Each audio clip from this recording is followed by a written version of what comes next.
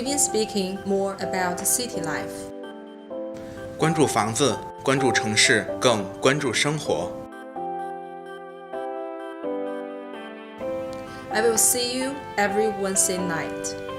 国际生活家直播采访秀 Vivian speaking， 每周3晚7点半，不见不散。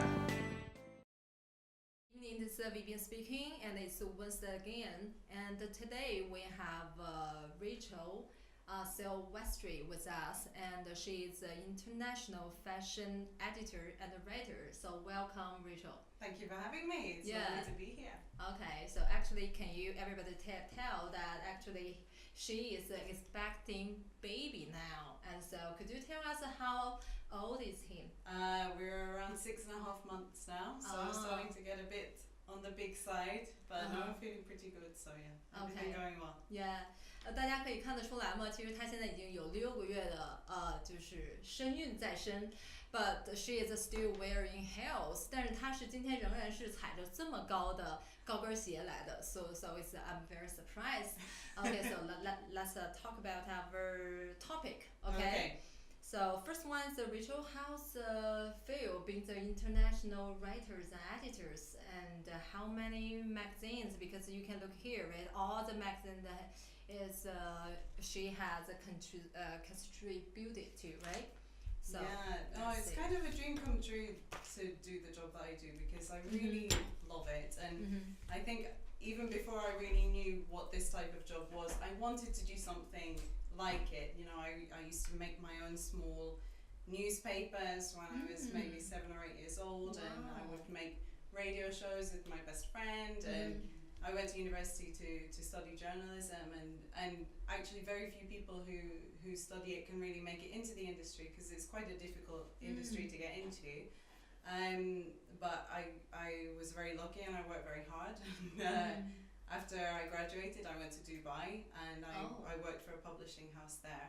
So I got a lot of different experience on magazines like Hello Magazine, which is sort of society and fashion, magazines like Stuff, which are all about technology. I even worked on Golf Digest. Okay, so not only the fashion one, right? No, all kinds of things. I was so lucky to get such a broad perspective.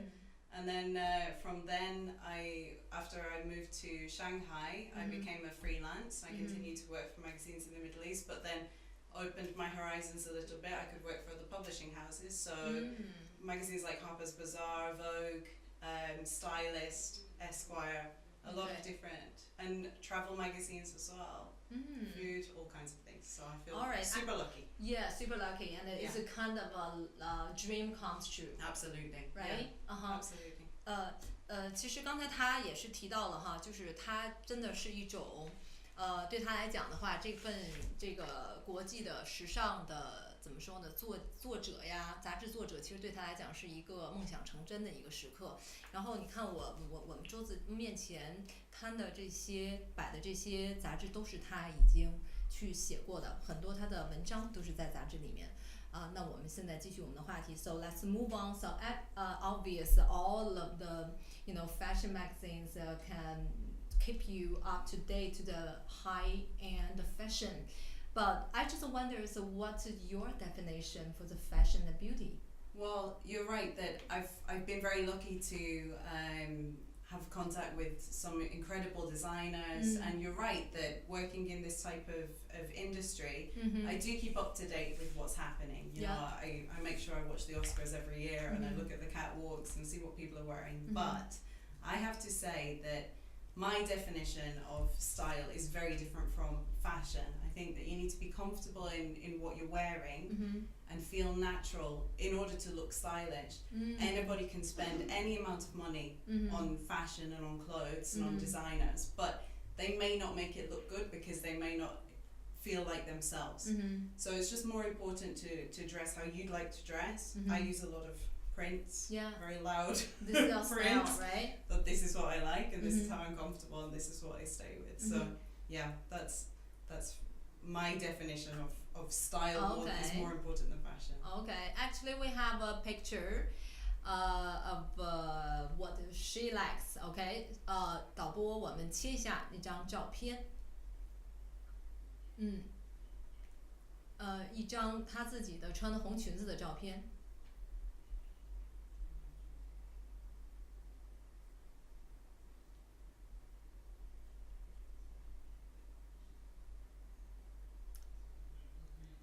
Okay, just one, right? Yeah. Yes. Okay, just one. Yes. So actually, that's the print as well, right? Yeah. Right. That really brings back a lot of memories of when I used to live in Shanghai, because this bicycle is called a Shanghai Forever bicycle. I really love anything with red and orange, this type of really bright print. It's really my style. My husband can walk in a shop and go, you'll like this, and he's normally right if it's something very bright. Very bright, right? Yeah. Print and bright. Orange and red, yes. Orange and red, right? Okay. I know, not today. My husband looked at me today and said, "You're not wearing anything orange?" So, no, not today. OK. 是这样啊，就是作为这个时尚的写手来讲的话呢，他在对时尚的定义和美的定义，我觉得我们每个人都是很关注。那刚才呢，我们通过那张照片能够看到 Rachel 呢，她自己是非常喜欢这种，一个是怎么说是 print 是这样的有印花的同时从色彩上她比较喜欢橘色、白色、orange、white, right? Orange and red. Red, yes, red. 红色. Okay, 红色. Okay, cool. Alright. So for the magazines, so I can see here's article about Christian Louboutin. Yeah. Yes. CL, right? And he's very famous. Right? Super famous, yeah. Super famous. Have you bought his brand's high heels? I have never bought them, no. I wouldn't, to be honest. I've interviewed a lot of high fashion designers, but I have to say, I tend to shop more on the budget side. If you would like to give me a pair, it would be fine. But it's not something I would buy for myself. I'm actually, if I really was to save my money and spend a lot of money on fashion, it would be on watches. I'm a watch fan. Yes, okay. I'm more of a watch fan than shoes. Yeah. But he was just an incredible person to interview. A really wonderful person. Yeah, and I saw a sentence is very interesting. A woman can carry a bag, but it's a shoe that carries a woman. Yes, right? He said something so interesting during this interview, which was, and I can never forget it, that he said, a woman can be naked, but if she's wearing shoes, she's dressed. Because he said, you can put any item of clothing on, but it doesn't necessarily change your body. But the moment that you put on high heels, your posture changes. It pushes your back forward. You need to elongate your neck. The position of your head changes. Everything changes. So as long as she's wearing shoes, she's dressed. That's what he said. Okay. Yes. And also I read this article, and he's very famous in the US. Right? That's right, yeah, Ralph Lauren. He actually has this cover of this magazine framed on the wall of his office. Oh. Yeah. Okay. So, I've always believed that we could live many lives through the way we dress and the places we travel to, even if I just in our imagination. Yeah. Right. How do you understand of this words? Well, that quote really, I think it means a lot to me actually, because I have been fortunate enough to travel a lot and see how style changes from place to place and from culture to culture. And it's true that you can play with different feelings and different moods depending on what you wear. But it's also important to bear in mind what you're wearing in the place where you are. Yeah. So I lived in the Middle East for a long time, and I do feel that changed my sense of style. That I never tend to, I'm not saying I never do, but I tend to be covered from to the shoulder to the knee. It just became a habit for me and part of my personal style. So yeah, it's very true what he says. Yeah, actually this is my next kind of a question, that you've been, just like what you said, you've been lucky to travel around the world, right? And yes. From England to Dubai and now in China, and you've been staying in Shanghai for 4 years. So yes. How long you been in Tianjin? I've only been in Tianjin for the last 9 months. It feels very short because we're new to Tianjin, but not necessarily new to China. But it was a big change, very different from what I expected, and a very pleasant surprise. We've been so happy here in Tianjin. It's a wonderful city, yeah. Yeah, and so how about let's look at some pictures. 导播帮我们切一下哈，那就是 Rachel 在不同的国家呢，她穿的不同的衣服。So that's what we were talking about. The fashions depends on the different countries, right? So this was a friend's wedding in India, and for this part of the wedding, we were required to wear Indian national costume. So there I am in the middle in my sari. It was just a really lovely experience, and felt so welcomed by the people there, and they were also so happy that we all made the effort to wear their national dress. Okay, so is that a clothes? Is that the dress that belongs to you, or yes. It's about? My Indian friend in Dubai took me shopping into the souks, into the markets there in Dubai, and she helped me to buy it. So what about this one? Oh, so your Japanese friend, this right? This is a very good Japanese friend, yes. It was a silly picture, really. We were both wearing yukata. So it was the dressing gown from the hotel we were in, actually. But we said we'll take a picture together, both wearing the same clothing, because again it was her national dress. So that's the traditional.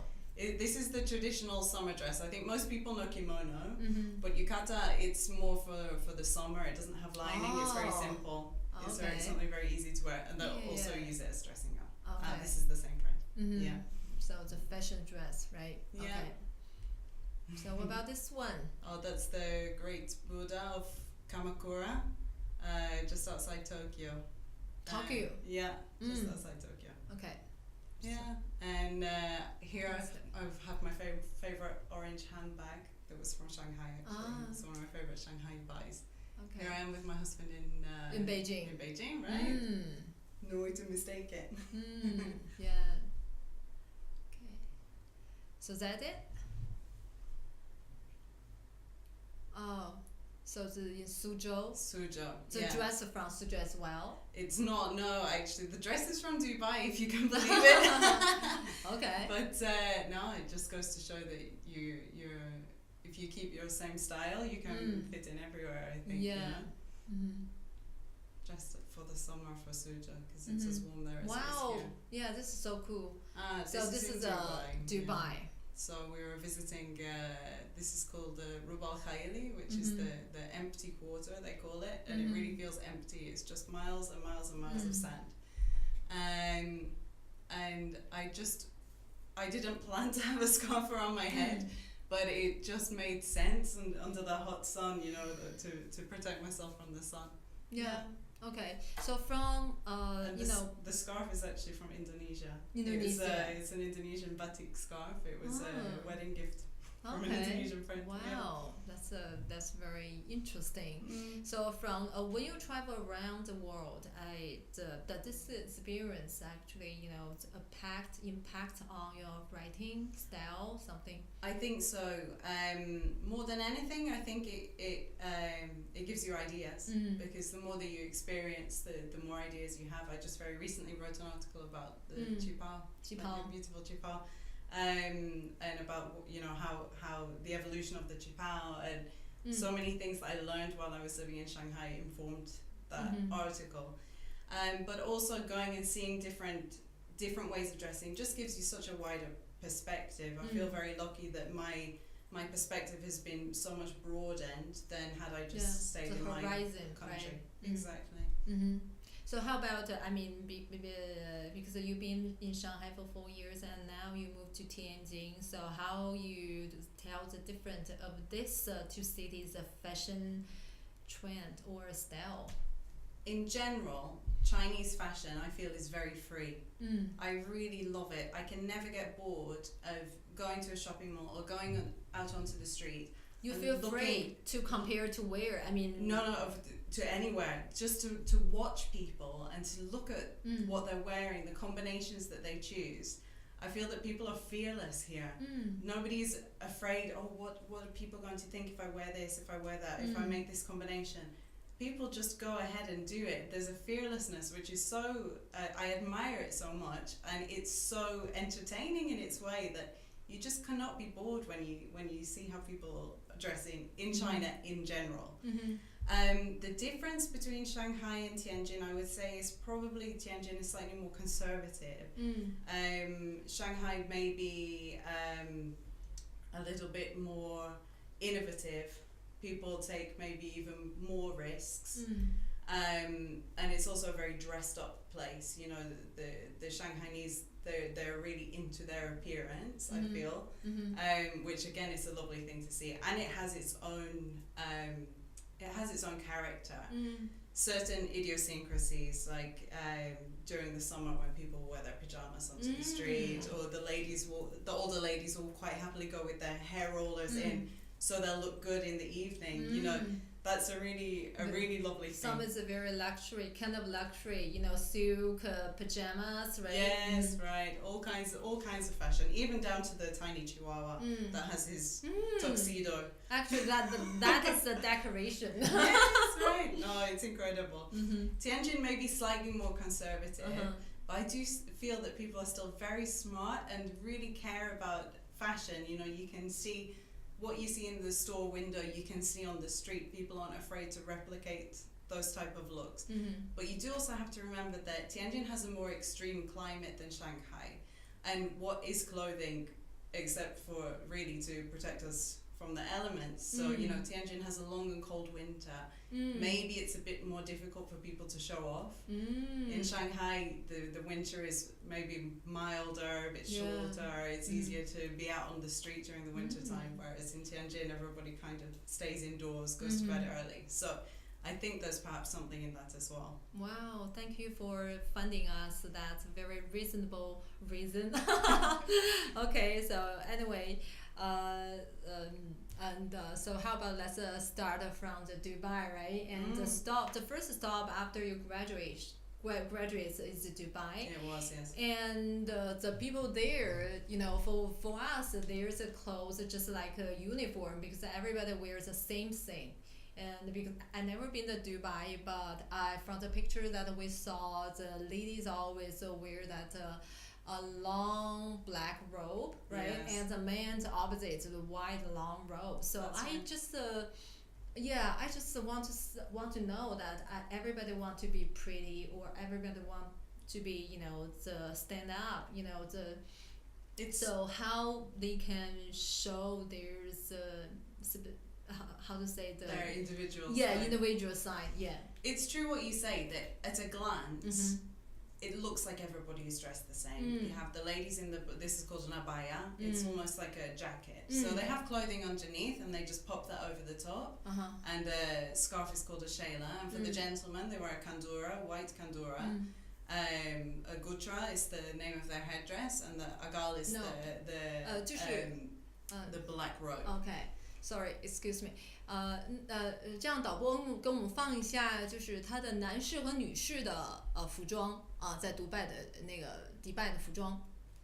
Okay. So it does look the same. You have black, you have white, and that's it. But if you look a little bit more closely, actually, it's very easy for people to express their personal style, and especially the ladies take it very seriously. I have felt underdressed in Dubai so many times because they take such great care of their appearance. And yes, everybody wears a black robe, but it's not all the same black robe. So a lot of the ladies will use embellishments on their abaya. So, you know, on the edges of the abaya, on their headscarf, there's always some kind of diamante, a little touch of color, something that expresses their personality. So the fabric is different, right? The fabric is normally the same. Yes, but some kind of embroidery or celeries, kind of. Yeah, some sparkle, something to make it more individual. Okay. And then once you move on from that, yes, everybody's wearing a robe, but what can they do to express themselves that's not covered? So first of all, you have their makeup, incredible makeup. They are always really well painted, you know, beautiful makeup. Yeah. Nails, watches, jewelry, all the shoes, things, handbags. Visible. Yeah.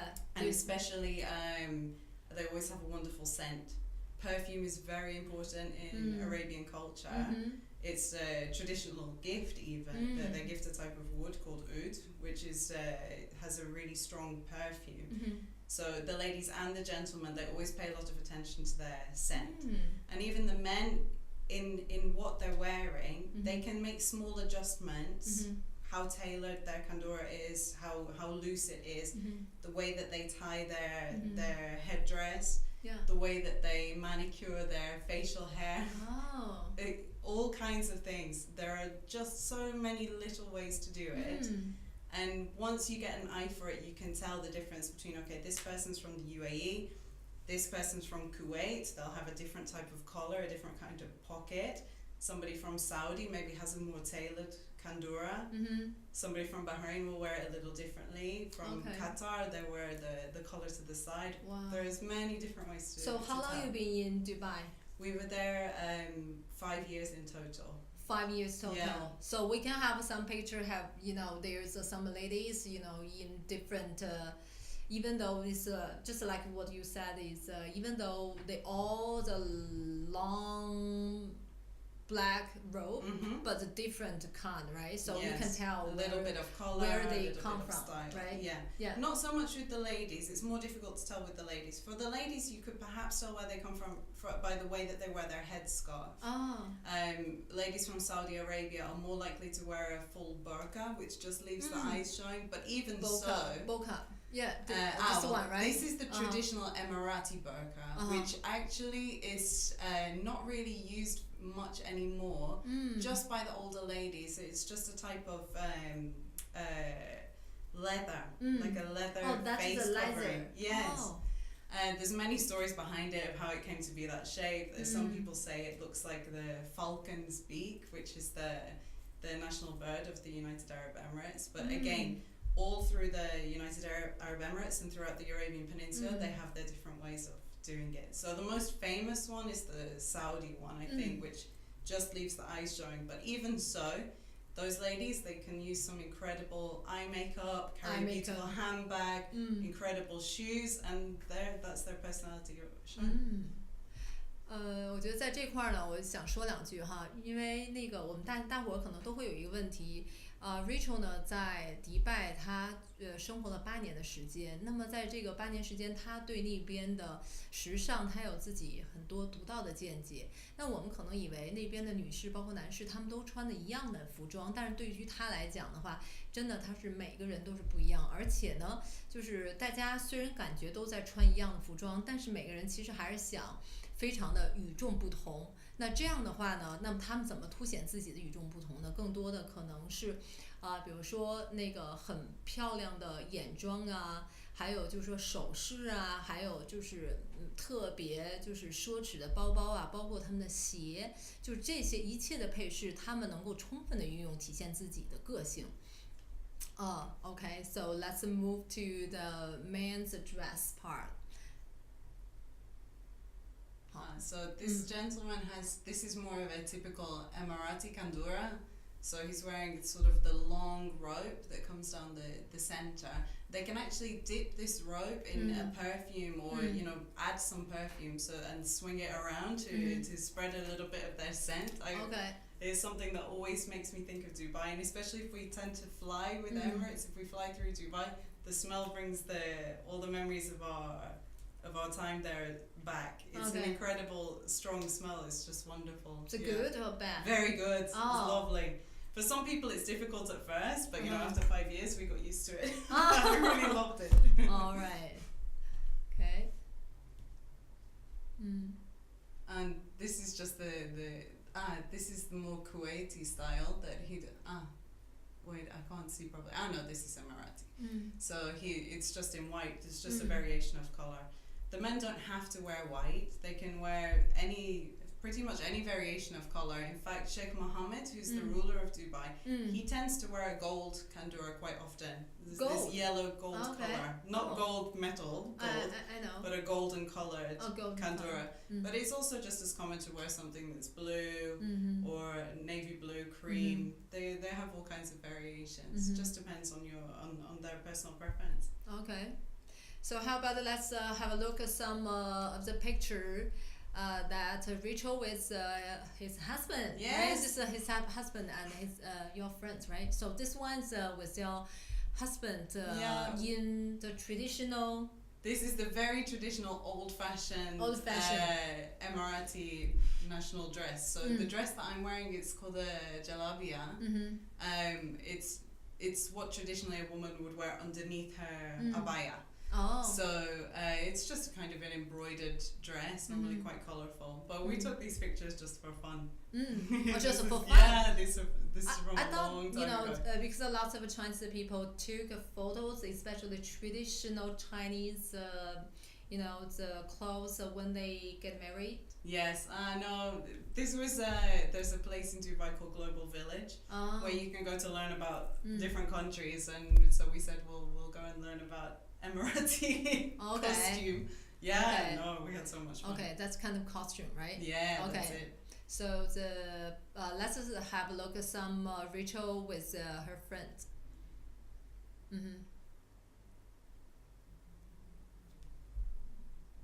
Okay, so the lady that I'm with in this picture, right in the center of the picture, this is a good friend of mine who's from Oman. She's a perfect example of how flexible actually Islamic dress can be. What you wear as a Muslim actually has not so much to do with your religion, I would say probably much more with your culture. There is always an element of religion to it, that you should be modestly dressed.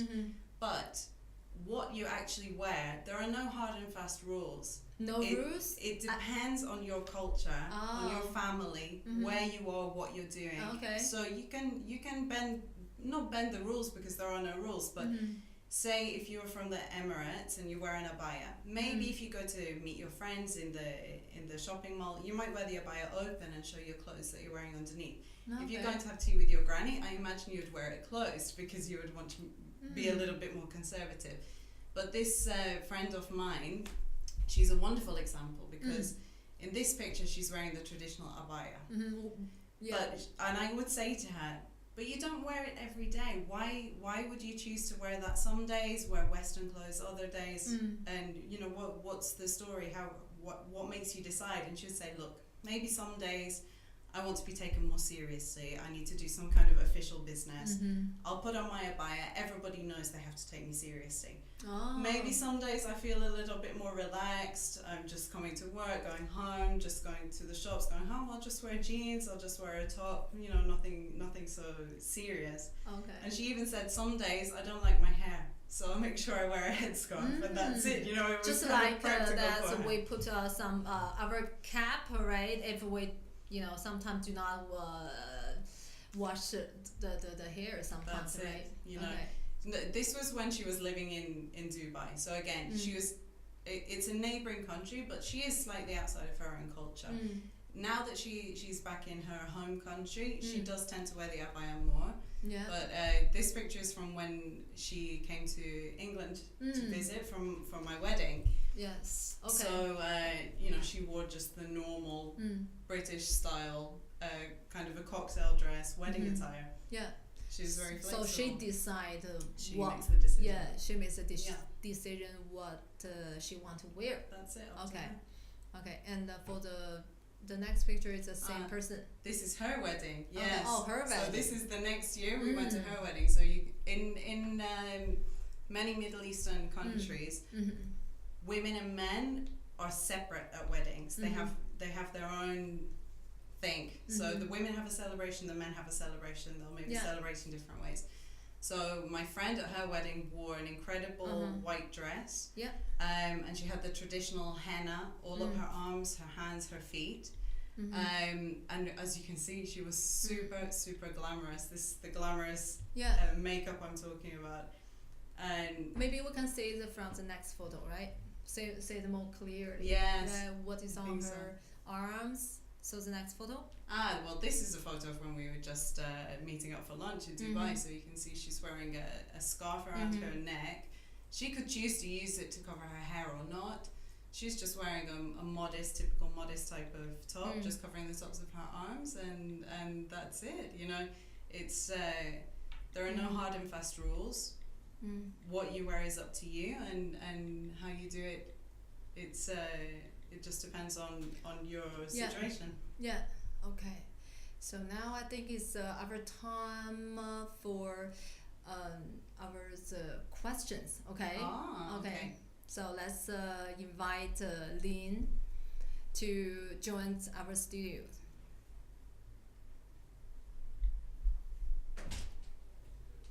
Okay, so 大家可以注意一下啊，就是刚才我们放的这几张照片呢，都是 Rachel 的同一个朋友。那可能在我们印象里来讲，就是他们都会穿，就是始终都会穿那个大黑袍，其实并不是这样的，他们会自己来做决定。那么根据不同的场合，根据不同的心情，然后来做决定。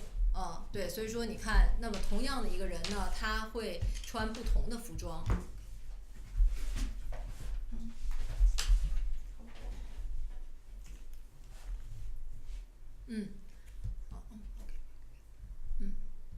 好，那么那现在呢是到了我们一个就是我们的一个直播互动的一个环节啊，那好，那王林给我们看一下有没有就是大家的一些问题啊，对 Rachel 的Rachel 可以给我们一些很精彩的解答。好的，我呢今天也特别的特殊，我是后进来的，然后呢我也是看了很多网友的评论，然后呢我想先夸夸我们的今天的这位采访的嘉宾，大家都说他特别像泰坦尼克号里面的 Rose。Oh, Titanic, you know the movie. Okay. Did if anyone?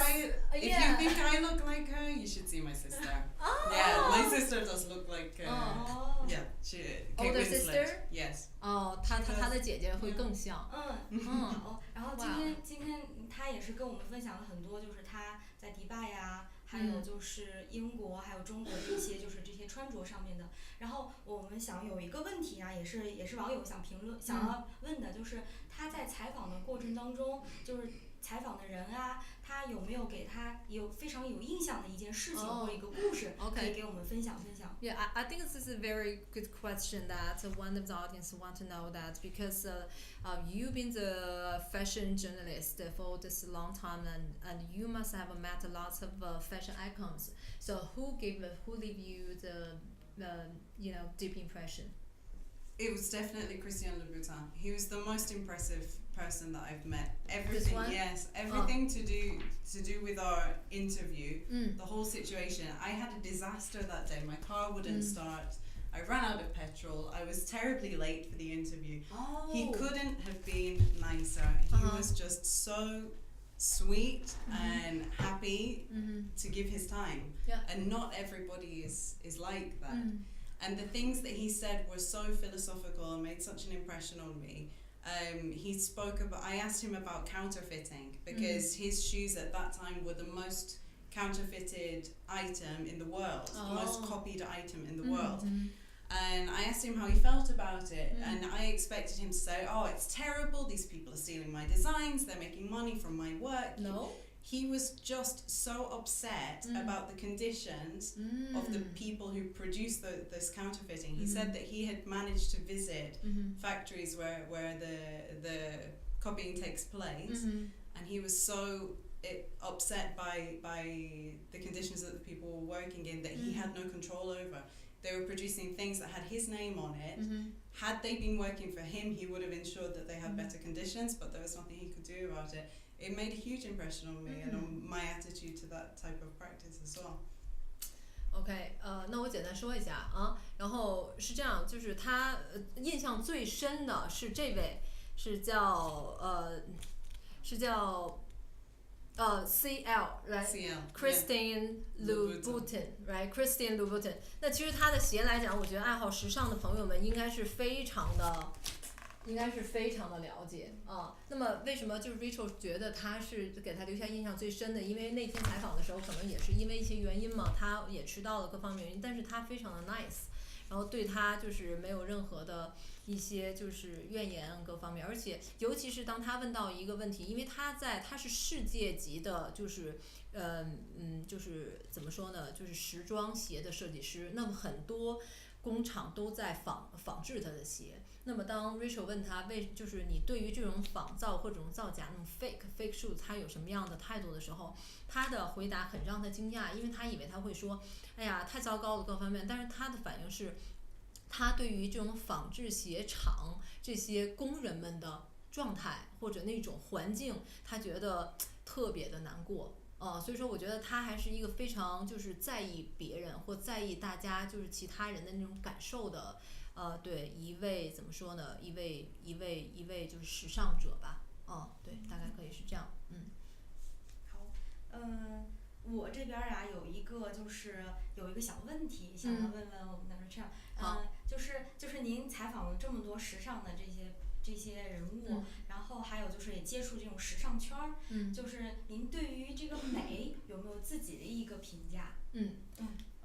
其实他刚才提到这个问题了，对，就是对于时尚的，他还是很多朋友就是 OK，so lots of people still want to know that the definition for the pretty, for the pretty, yes. What I think of as pretty. Yeah. It's for me. It's always an interesting question because I do feel that because we've been lucky enough to travel so much, even my definition of beauty changed a lot just from when I was very young. When I just first moved to Dubai, I was 21 years old, and suddenly people were complimenting me on the fact that I'm so white. Now, this never happened to me in my life. You know, where I come from, having a tan, looking healthy, looking like you can perhaps afford to go on holiday to somewhere hot, it's a big deal, you know. And people would always say to me, why don't you get a tan? Why don't you get a fake tan? Because I don't have the type of skin that tans. Yeah. And I just always said, no, that's not me. You know, my personal style is that I'm pale.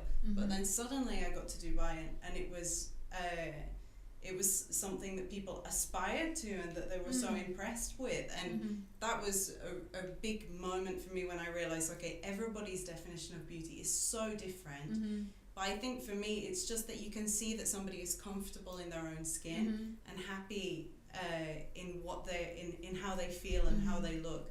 If they can be happy with themselves, that confidence will shine through. That's the most important thing. 我觉得简单来说哈，他对这个就是这个对这个美的定义更多的是 comfortable， 就是一个舒服。第二呢，就是 be happy with yourself， 就是你自己怎么样高兴，我怎么穿的高兴，哎，我就怎么来，其实是这样的一个态度，就是还是一个是很舒服，第二就是做自己，这是他对自己一个对美的一个定义。好嘞。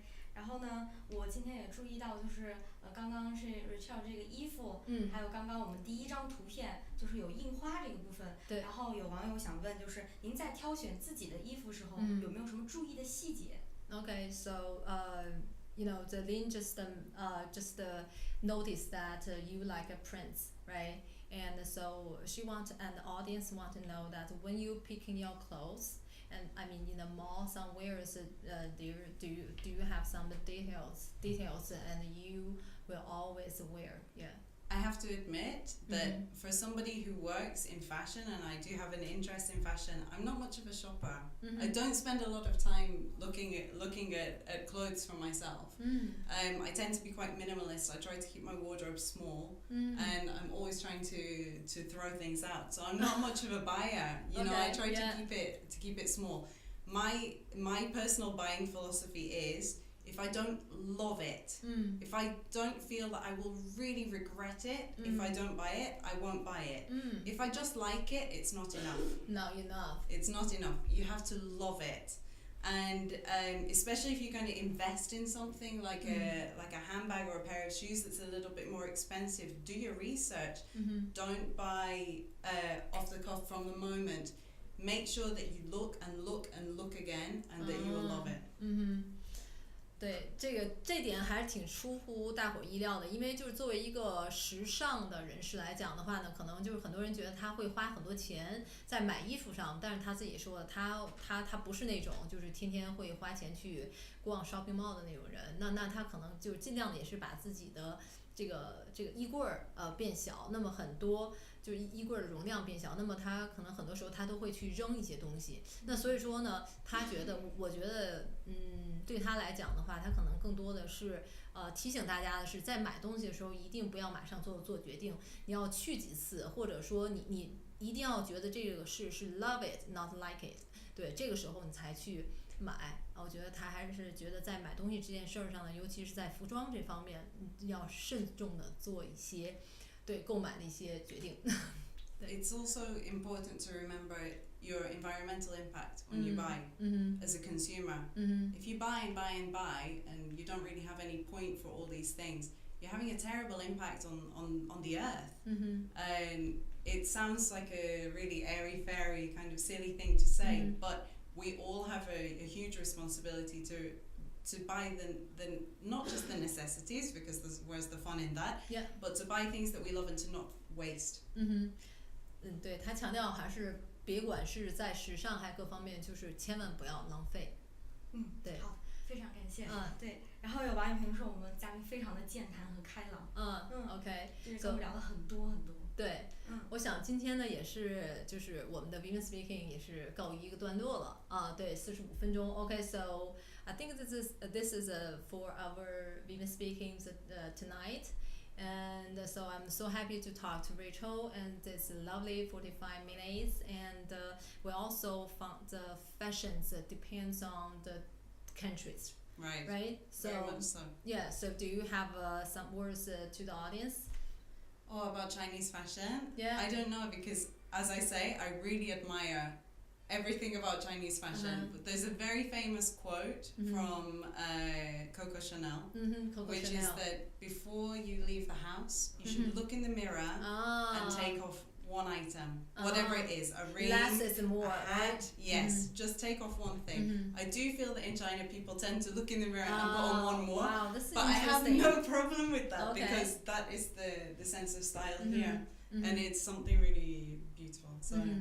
OK, 我觉得真的是太有意思了。Rachel 在最后的时候想给我们的，尤其是中国的观众呢，他想说的话，那么就是说是那个 Coco Chanel 有句话，就是在你出门之前看到镜子的时候，你尽量再去摘掉一件物品。但是他觉得再到中国的时候，他发现中国的很多人，很多尤其女士来讲的话，恨不得就是把所有好看的东西全都对往身上那个拽。对，他还是觉得就是这种感觉是 less is more。我觉得这个还是他的一个对fashion 的一个定义吧。Okay, so this is today's Vivian Speaking. So thank you so much, and I have a lovely time. So I will see you guys next Wednesday. Bye bye. Bye bye. Bye bye.